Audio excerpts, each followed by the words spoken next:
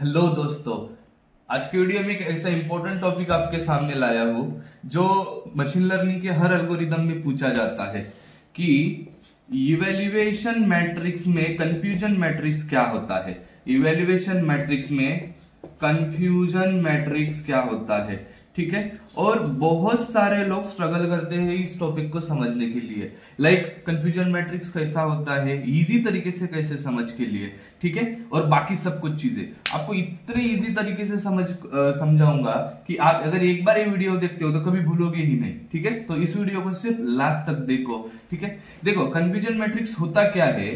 तो confusion matrix basically machine learning के classification problem में आपको देखने को मिलता है और एक इवैल्यूएशन मैट्रिक्स है। इवैल्यूएशन मैट्रिक्स तो आप सभी लोगों को पता है कि हमने अगर मॉडल को ट्रेन किया है तो हमारा मॉडल बेसिकली कितना अच्छा परफॉर्म किया है ये चेक करने के लिए हम इवैल्यूएशन मैट्रिक्स देखते हैं। कंफ्यूजन मैट्रिक्स को समझ के लेते हैं। देखो मेरे पास क्लासिफिकेशन का एक प्रोजेक्ट है बेसिकली कि हम लोगों को स्टूडेंट कोई प्लेस हुए हैं या नहीं हुए हैं ये चेक करना है, और इसमें डेटा है यस और नो। ये हमारा टारगेट डेटा है, मतलब वाई डेटा है। अभी वाई डेटा में ना मेरे पास टोटल 100 रो प्रेजेंट है, ठीक है, 100 रो। बट ये ओरिजिनल डेटा में है, मतलब ओल्ड डेटा में। अभी 100 रो में से ना मेरे पास ऐसा समझो 50 रो ऑलरेडी यस के है और 50 रो ऑलरेडी नो के है। मेरे पास ऐसा डेटा ऑलरेडी प्रेजेंट है, 50 डेटा यस का और 50 डेटा नो का, ठीक है।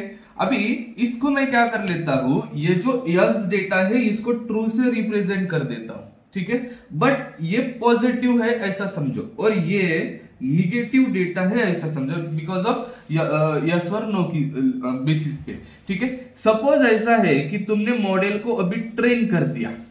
अभी मॉडल ट्रेन हो गया तो तुम्हारा मॉडल कुछ तो एक्यूरेसी तुम्हें निकाल के देगा ना, मतलब जो पहले यस थे उसको कुछ प्रेडिक्ट करेगा और पहले जो नो थे उसको कुछ प्रेडिक्ट करेगा, ठीक है। तो अभी क्या हुआ, मेरे मॉडल को हमने जब प्रेडिक्ट किया तो जो 50 यस थे, मतलब जो पहले पॉजिटिव थे 50, उस 50 में से सिर्फ 30 ही इसने बराबर दिखाए।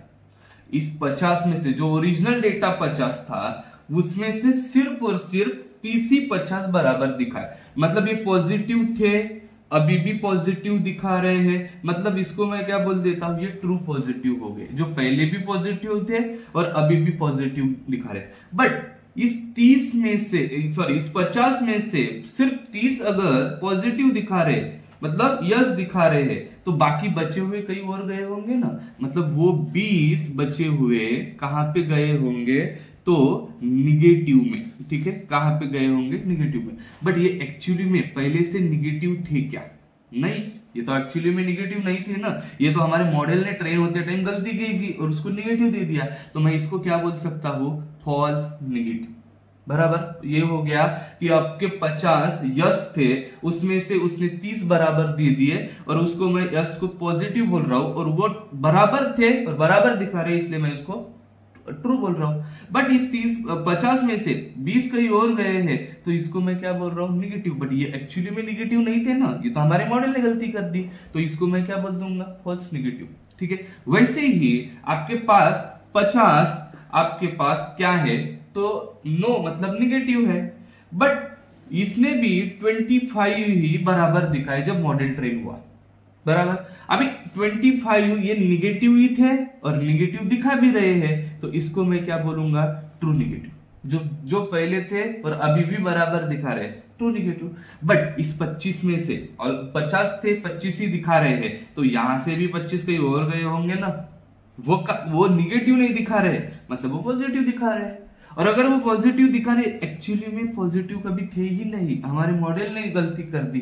तो यहाँ पे क्या हो गया, बाइनरी डेटा या हम क्लासिफिकेशन डेटा में जो ओरिजिनल डेटा था उसको प्रेडिक्ट कर रहे हैं, बट जो डेटा ऑलरेडी हमारे प्रेजेंट था उसमें से कुछ बराबर दिखा रहा है, कुछ गलती कर रहा है, कुछ बराबर दिखा रहा है, कुछ गलती कर रहा है।